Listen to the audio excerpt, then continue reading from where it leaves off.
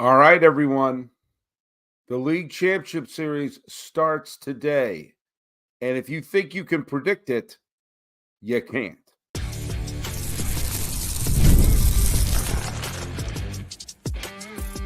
You are Locked On MLB, your daily MLB podcast. Part of the Locked On Podcast Network, your team every day. Hello, baseball fans. Welcome to Locked On MLB, part of the Locked On Podcast Network, where it's your team every day. This is the daily podcast. We talk about all of Major League Baseball. I am your host, Paul Francis Sullivan. If you don't believe me, I've got a lower third where I'm called Sully. I've been a baseball podcaster for a long time, and this is the end of my 6th season here at the Locked On Podcast Network. You can follow us at Locked On MLB Pods on Twitter or on Instagram. I'm your pal Sully. I'm at Sully Baseball on Twitter, Sully Baseball Podcast on Instagram. And today's episode is brought to you by FanDuel. You can start your season with a big return, NFL fans, on FanDuel. Place your first $5 bet, and you'll get started with $200 of bonus bets guaranteed. Visit FanDuel.com to get started. Yeah, I'm recording this on a Sunday. I want to get something down before the games get started, and I know that everybody, it's right now, what time? It's about 10 o'clock in the morning here in Los Angeles County, so it's about 1 o'clock on the East Coast. I do not know what the time is in Tel Aviv. However, I know most people are watching football, and right now, there are 27 baseball markets that do not have their team currently in the playoffs. You got Los Angeles, you got Cleveland, and you got 2 from New York. So I understand that if your team's not in it, baseball is a local sport. And I understand I'm a unicorn. I follow the whole league. But I understand for most people, you've moved on. And you'll check in if you hear the series is pretty good. Well, we have 2 pretty good League Championship Series matchups. My pick to win the World Series and my pick to win the playoffs from preseason and after the postseason began is sitting at home watching the Eagles play right now. I thought this was the year of Philadelphia. And so now we have 4 very good and flawed teams playing, which means dice rolled. You're not sure what's going to happen. This could be terrific.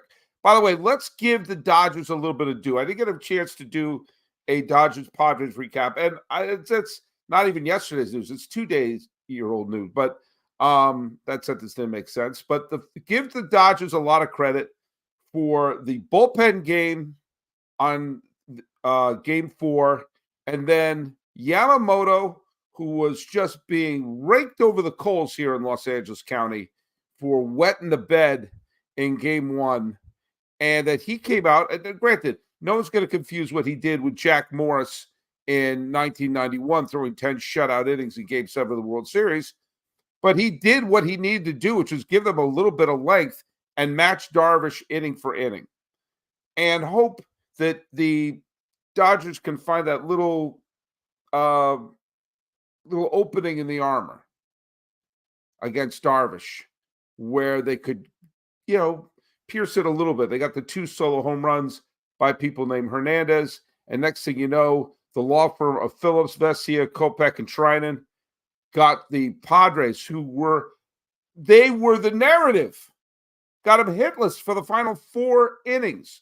Scoreless the last 2 games. Remember the narrative when there was a hit by pitch and Manny throwing the ball and people throwing the stuff out of the stands and the Dodgers, they're falling apart. They had no heart. It was a disaster. The Padres, who beat them in Game 2, and the Dodgers didn't have a starting pitcher for Game 4. It was a formality. Hell, the Padres were probably going to win the World Series, and then they scored as many runs as I did. They scored as many runs as the Washington Senators after Game 3. Narratives can go in all sorts of directions, and narratives should be written retroactively. And so give the Dodgers a lot of credit. They are now facing the Mets. Now, the Mets have their issues as well. And the Mets have some questions all about they have questions in their rotation. They have questions in their lineup. And you take a look and say that, they need to have their bullpen. They need the Stanek and the Reed Garretts to come through. They cannot have an Edwin Diaz meltdown. We've seen Edwin Diaz lose games. We've seen him. We saw leads being dropped in the postseason and the weird buildup with the Braves games. It's a big roll of the dice you have there. And you have had really good performances from Sean Manaea, Jose Quintana, Luis Severino. But if one of them bombs out, hell, Tarek Skubal bombed out the other day. And he looked like he may be having one of those Madison Bumgarner type postseasons. Then he lets up a grand slam. Okay? Every team has issues. And some players can get super hot, and some players can get super cold. And sometimes the player is super hot in one round is cold in the next, and vice versa. And so it's difficult to put a gauge on this. Now, right now, just look at the League Championship Series, the National League Championship Series, which is going to start in a few hours. The starting pitching matchups favor New York. As I mentioned, the Dodgers starting rotation is in absolute shambles right now. The fact that we're treating 5 innings from Yamamoto as, oh my God, what a workhorse. You don't know what you're getting out of Walker Buehler. Walker Buehler could give you 1 inning. You don't know what you're getting out of Jack Flaherty, who's a fine pitcher, but you don't know what the hell he's going to give you. And then after that, you see there are a bunch of celebrities who are always sitting right behind home plate at Dodger Stadium. You can see Mary Hart from Entertainment Tonight is always sitting right there. You see Rob Lowe is sitting right back there. And the great Sandy Koufax sits back there. And the Dodgers are getting to the point where one of them may walk over to Sandy and say, Sandy, can you give us 3? Can you give us 3? Because I don't know. Is Brandon Knack going to do something? You don't know what's going to happen. But what we saw, the fact that the Dodgers were able to thread the needle against a Padres lineup led by Tatis Jr., to be able to thread that lineup and get to the other end of it is a huge, huge credit to Dave Roberts, someone who people in Los Angeles have been all but killing him, saying, oh, we can't have this guy. We can't have this guy. Oh, he stinks. They should fire him. They should fire him. And then look what he did. He got through that without a starting pitcher. So now he's threading the needle again against the Mets. By the way, Ben Kasparis, I think that's how you pronounce his name. He's pitched 3 more games than I have in the major leagues. Was on the playoff roster at the end of the division series. He didn't get in. I hope he pitches. He's pitched 3 games in the major leagues. Let's see him go in. Watch him be the big difference maker. So the Mets have to hope that their starting pitching can outlast the Dodgers and the Dodgers bullpen can be gassed. And to have the likes of Lindor continue to shine in the postseason. But that brings us to a gigantic X factor for Los Angeles. The Dodgers got great performance. I mean, Kike Hernandez belongs in the postseason. And you saw what he did. He hit a big home run. You know, he only played in a handful of the games, but he got a big home run. And Teoscar Hernandez, it was a good series to be a Hernandez. Teoscar Hernandez hit 2 home runs, drove in 7. And there you go. There you go. Now, I'm not 100% sure what's happening with Freddie Freeman.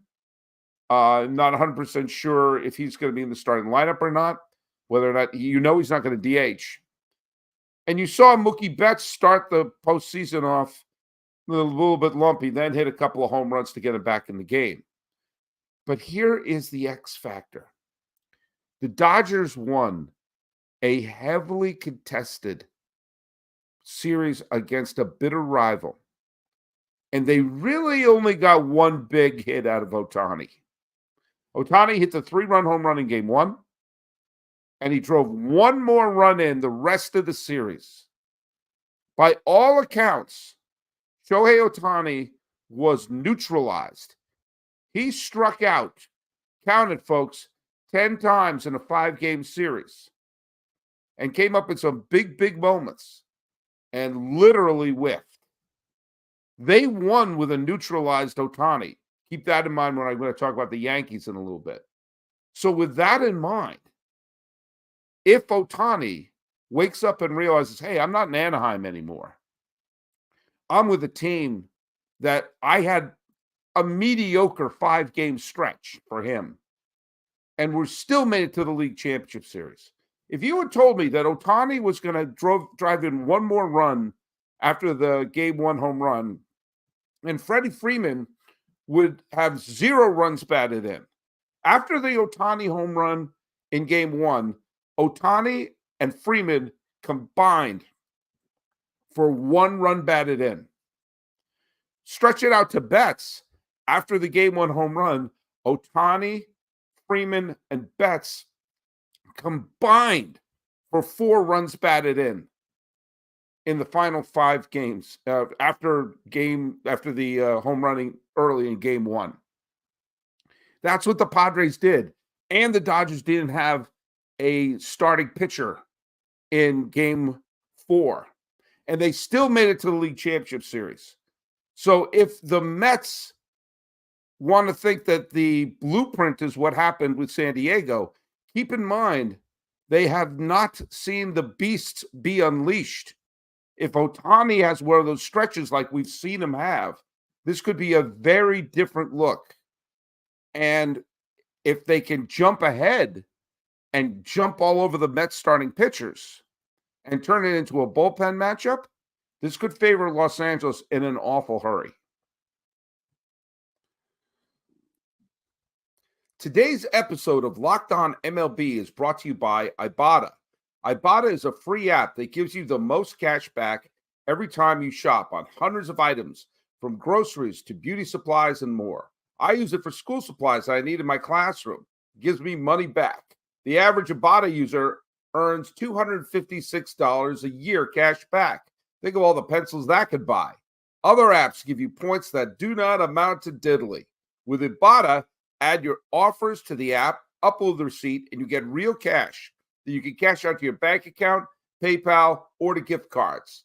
Join the over 50 million savers and earn cash back every time you shop from over 2,700 stores and retailers, including Lowe's, Macy's, Best Buy, and more.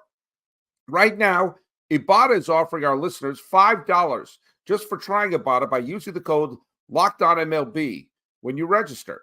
Just go to the App Store or Google Play and download the free Ibotta app and start earning cash back and use the code LOCKEDONMLB. That's Ibotta, IBOTTA, in the Google Play or App Store, and use the code LOCKEDONMLB. Ibotta! Let's get some money back. By the way, there's a lot of people, I mentioned this the other day, and these keep coming in. I've been getting them on the YouTube comments, and I've been getting them on the Twitter comments, or whatever Twitter is called now. That people, a lot of them are Met fans crowing and saying that, the Phillies lost because they had no heart. Okay, I get it. You're having your crowing moment, okay? You don't get to this point without heart and desire. I'm sorry. That's an armchair quarterback thing to say, and it's kind of silly. And I'm also saying the things that Lindor is proving he's the most valuable player in the National League. First of all, the MVP is not a postseason award. The votes are in. And I'm sorry. Lindor is a great runner-up. He's a great player. He may be a Hall of Famer when all is said and done. But can we pump the brakes a little bit? A little bit? And especially there's some people, he has no position. Ohtani has no position. He's a pitcher. This is his rehab season.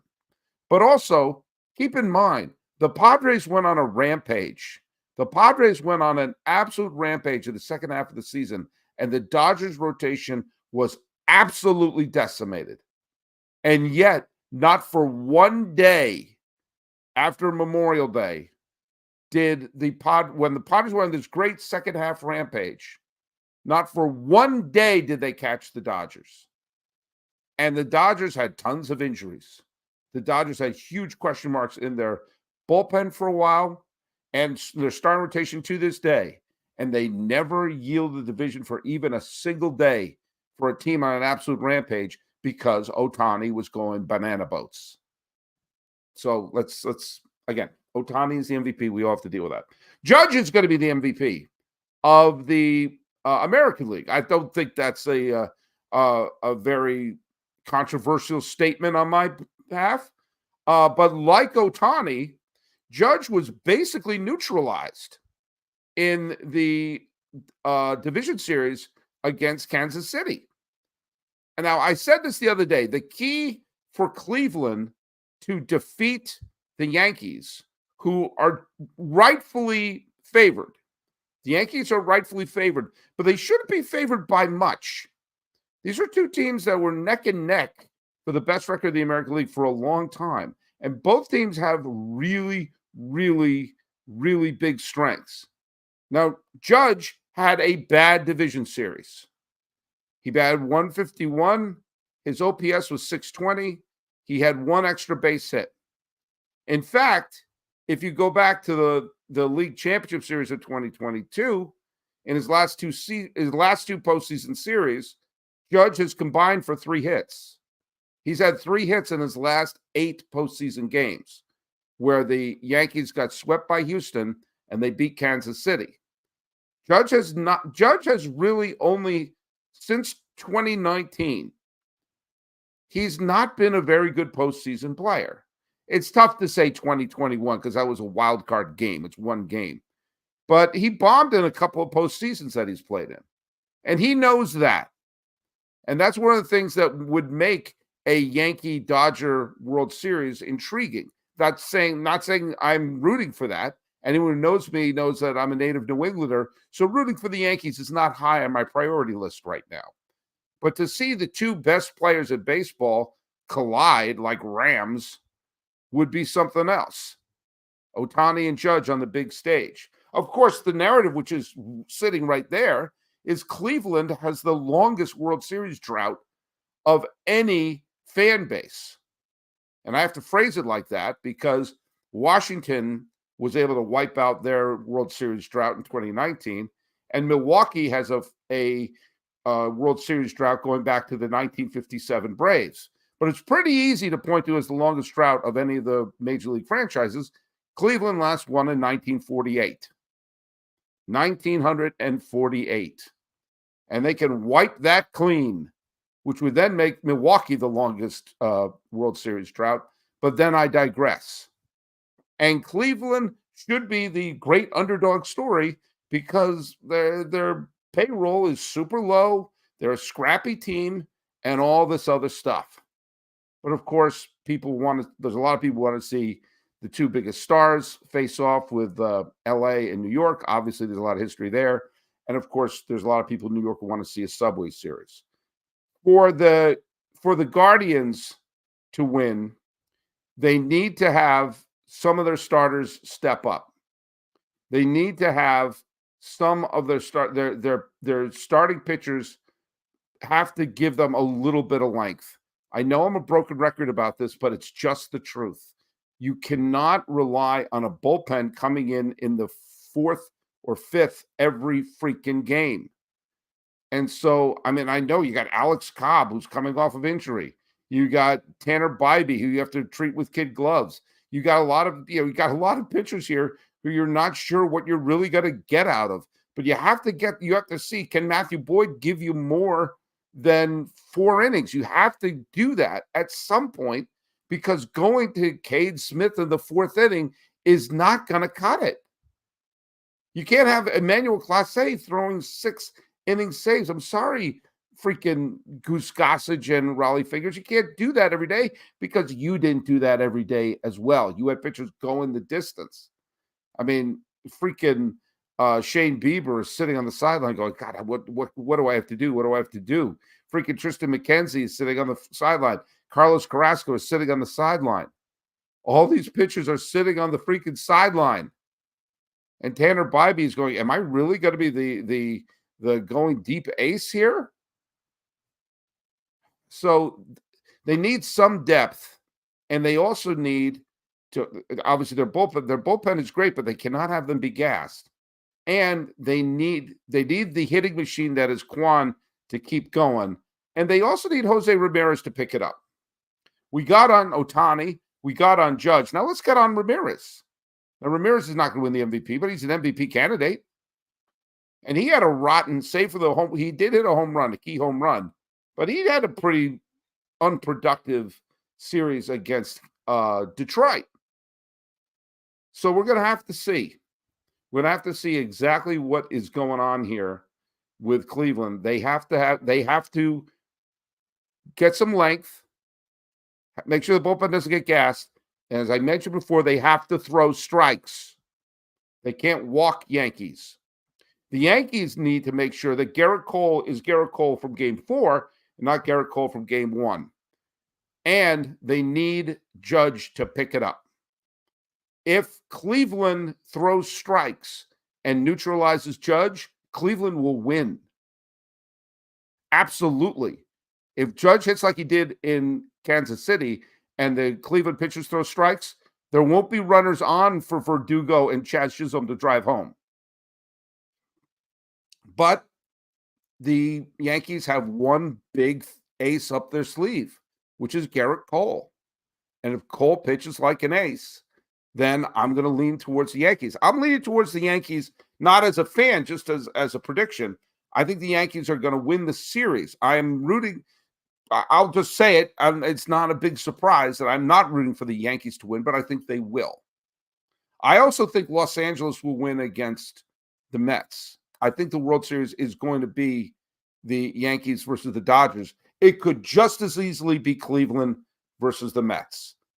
I think all four of these teams are equally good and equally flawed, which will make it interesting. Before you say no team has a chance, I want to see where you predicted Arizona to win the pennant last year. And I want to see it time-stamped. And, of course, if it is Dave Roberts versus Aaron Boone, this is going to be their great redemption for their fan base. Roberts was, he only won one. It was the COVID year, blah, blah, blah, blah. All right, hey, I won another one. Shut your mouth. I've now won more World Series than Earl Weaver. And for Aaron Boone and Cashman, especially Boone, because if Boone takes this team and wins it all, that's it. His critics have to shut up for a while. And I'm one of them. If the Yankees win the World Series, I have to shut up about both Cashman and Boone. And I don't know what Yankee fans are going to do because they've spent the last couple of years complaining about them. They're going to have to find something else to do. Go back, I want to take a look at these matchups because historically, guess what? These are rivalries in the postseason. Hey, let's hear from our friends over at FanDuel. NFL fans, you can start the season with a big return on FanDuel, America's #1 sportsbook. So when you get a hunch in the middle of a game, you can check out the latest stats and view live play-by-play and so much more on the same page where you place your bets. You'll get started with $200 in bonus bets guaranteed when you place your first $5 bet. That's FanDuel.com. FanDuel. It's America's #1 sportsbook.